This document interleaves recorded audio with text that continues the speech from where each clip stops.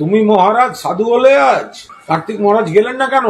কার্তিক মহারাজ ধর্ষণের অভিযোগ, মারাত্মক অভিযোগ, যে মহিলা অভিযোগ করেছেন তার ভিত্তিতে পুলিশ জিজ্ঞাসাবাদের জন্য নোটিশ দিয়েছিল। গেলেন না কেন কার্তিক মহারাজ? তুমি মহারাজ সাধু হলে আজ কার্তিক মহারাজ গেলেন না কেন? দুনিয়ার লোকের দিকে আঙুল তুলে খারাপ কথা, দুনিয়ার লোকের দিকে আঙুল তুলে বড় বড় কথা, সৎসাহস থাকলে গেলেন না কেন? তৃণমূলের কাউকে নোটিশ দিলে কোনো আইনি কারণে তিনি যদি না যান, বড় বড় কথা হয়।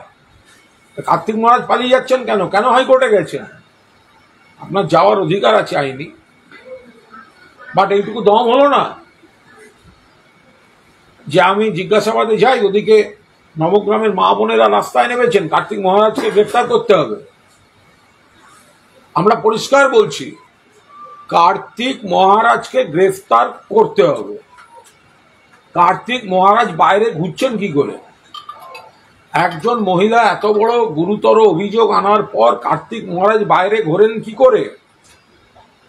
তাকে কাস্টডিতে নিতে হবে। তিনি প্রভাবশালী, তিনি শাসক দল, কেন্দ্রের শাসক দলের পৃষ্ঠপোষকতায় পদ্মশ্রী পেয়েছেন। তিনি বাইরে থাকলে অভিযোগকারীর উপর চাপ সৃষ্টি করবেন।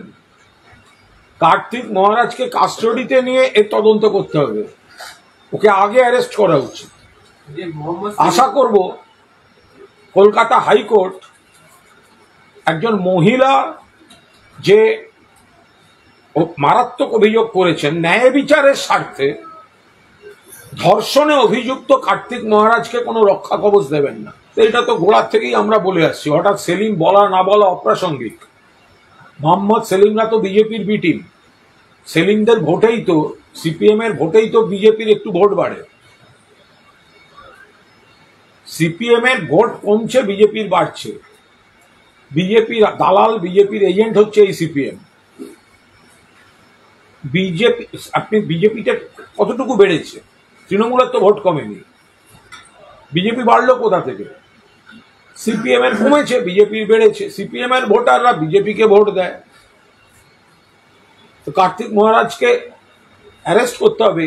এই দাবিটা তুলতে এতদিন সময় লাগলো, প্রথম দিকে করা গেল না। অবশ্য করা মুশকিল, কারণ সিপিএম এর ইতিহাসে রয়েছে ধানতলা, বানতলা, একের পর এক নারী নির্যাতন, নারী ধর্ষণ, নারী হত্যা।